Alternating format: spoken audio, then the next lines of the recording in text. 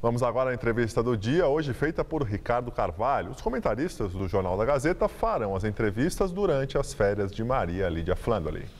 Afinal de contas, se pode ou não se pode ter animais silvestres em casa, como papagaios, uma paixão nacional? E o garoto que achou um tatu num terreno perto da casa dele, o que ele faz? E a jiboia que apareceu numa praia, sem contar o tráfico de animais silvestres. Lidar com estas situações e com estes bichos deve melhorar muito no estado de São Paulo por conta de um programa lançado pela Secretaria do Meio Ambiente. Para conversar aqui com a gente sobre o assunto está o Daniel Glessel Ramalho, que é coordenador de Biodiversidade e Recursos Naturais da Secretaria do Meio Ambiente do Estado. Boa noite, Daniel. Boa noite. Daniel, antes da gente entrar no programa propriamente dito, pode ou não pode ter, por exemplo, papagaio em casa? Atualmente pode, Ricardo, desde que ele tenha uma origem legal.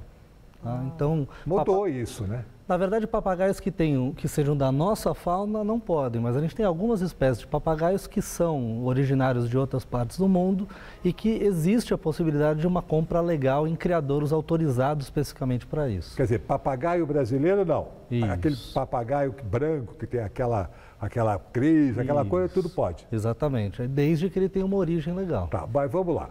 Que programa é esse que a Secretaria lançou que vai facilitar a vida dos animais e das pessoas também, né? O que a gente fez, Ricardo, foi criar um grande sistema de gestão, né? Então, a Secretaria carecia aí de um instrumento para poder manejar todos esses empreendimentos que tratam de fauna, que criadouros que criam animais, zoológicos que mantêm esses animais para visitação e outros empreendimentos que lidam aí com essa fauna silvestre. Certo. O que a gente vai ter a partir de agora é um sistema em que esses empreendimentos vão se cadastrar que animais eles têm, qual a situação desses animais, quais os locais onde eles ficam, né? Então, quais os recintos, as condições desse recinto, e nós vamos ter a condição de verificar isso online no sistema, tudo o que está acontecendo com esse animal, se ele está no local adequado, se não está, se existe alguma necessidade de retirá-lo dali, ou no caso de um animal que precise ser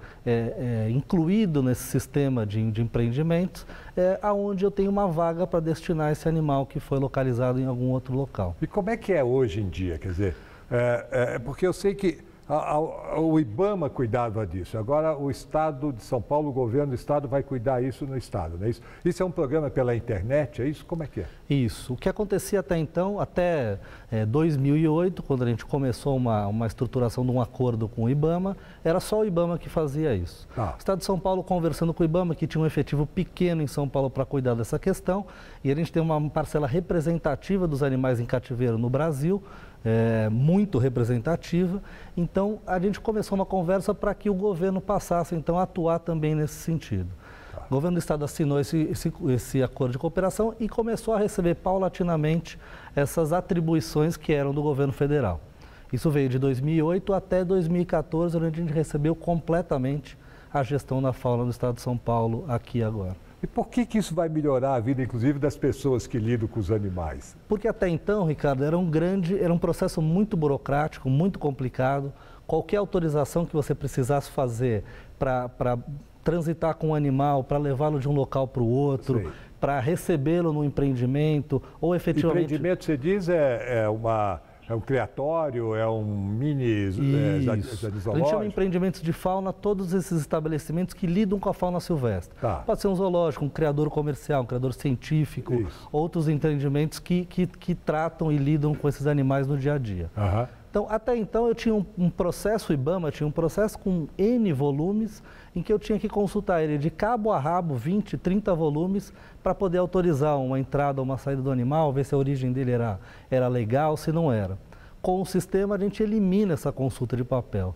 Então, o departamento tem a possibilidade de saber se esse animal tem uma origem legal, o sistema já vai dizer isso automaticamente, se ele está no local adequado, se não está, e se a transferência ou a autorização que ele está pedindo pode ser ou não pode ser deferida num tempo muito menor. E pode ajudar no tráfico, porque o tráfico de animais movimenta no mundo inteiro milhões e milhões de dólares. O Brasil é um dos grandes fornecedores de animais silvestres para os contrabandistas.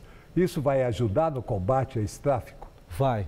O Estado de São Paulo tem uma política muito forte de trabalhar com a questão do tráfico, especialmente na fiscalização. O Estado de São Paulo não é a origem da maior parte desses animais traficados, mas é rota, né? Muitos deles vêm para São Paulo para serem comercializados ou a partir daqui migram para outras partes do mundo. Então o nosso grande papel é fiscalizar e evitar que isso aconteça.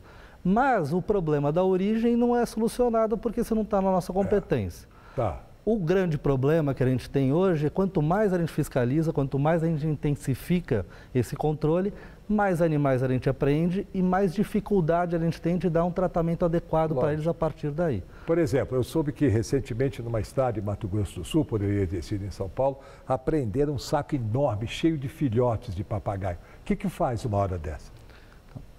Se fosse a situação em São Paulo, a polícia apreende e busca um local para destinar. Normalmente a destinação correta são os centros de triagem ou de recuperação de animais, os CETAs e os CRAS.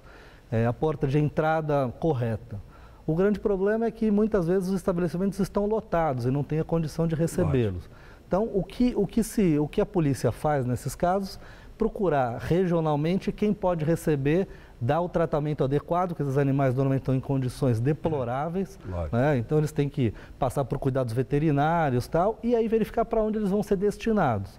O sistema vai nos ajudar principalmente nesse pedaço. A polícia verificando onde esse animal foi apreendido, ela consultando o sistema localiza a vaga dentro dos estabelecimentos que estão cadastrados, destina com segurança, então o policial sabe que está indo para um lugar onde ele vai ter a possibilidade de colocar esses animais lá, e a partir daí o animal é triado e recebe o cuidado adequado. Então a gente pode esperar uma vida melhor para os animais, pelo menos no estado de São Paulo, não é isso, Daniel? Sem dúvida, Daniel, Ricardo. muito obrigado pela sua presença aqui e boa sorte nesse novo programa. Muito obrigado. Obrigado.